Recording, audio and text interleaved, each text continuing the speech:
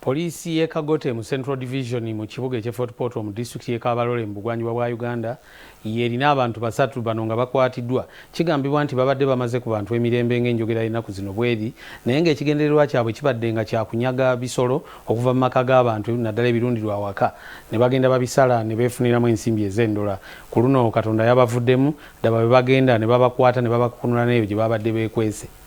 Abanyazi b'ebisolo basatu e Fort Portal bakwatiddwa polisi n'ennyama yaabyo nga kiteeberezebwa babibbye ne babisala mu bumenyi bw'amateeka.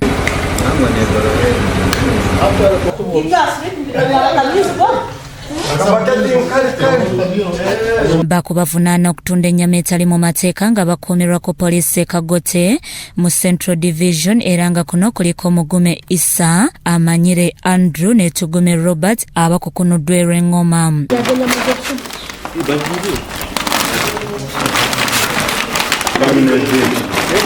Omusawo w'ebisolo Dr. Businje Stanley akakasizza nti bazze bafuna abantu ab'enjawulo nga beemulugunya okubbibwako ebisolo byabwe n'alambika ebifo bisatu ebirina olukusa okusala ebisolo omuli Kibimba, Kacwamba ne Kitumba.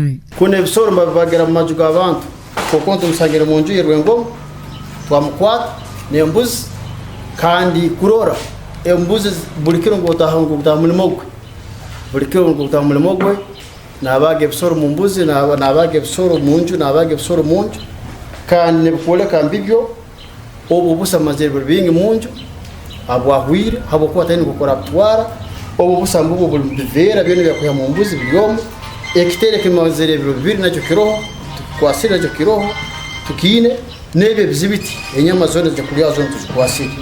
Alabudde abantu obutalya nnyama etakebereddwa kubanga ebisolo ebimu biba n'obulwadde.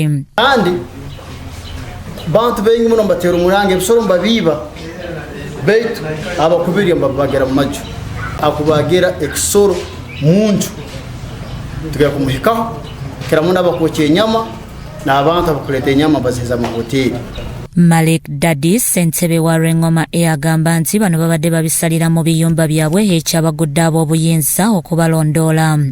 Ubatebe ina kiragiro ky'okukwata bakasara hano embuzi ekiforo kyona kama ngomba kisara hano kuba kibasemerire kora ebe bintu babikora rufura no basara ebisoro babstampinga bamara kubstampinga nuko bahereza beja kuno batunda nko kuba kwenda bitubano byabo babikora illegally babesalira hano bonka mu nju yabo bamara kwesara mu nju yabo nuko mbenda tutandika kusupply ngenyama tosokumanya kafu rundi yobusuma rundi izira mulingoki atosoko tegereza ko kibiri badodinge charges za harufura na mbe bakusara becho katiba kuyiba ngumbuzi akuba muno mutweka mu embuzi nyingi kandi tukatungaga complain yona ngo embuzi zibyo.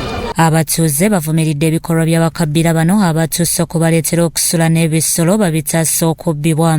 Bikungaanyiziddwa ekitongole ky'amawulire ekya Soul TV.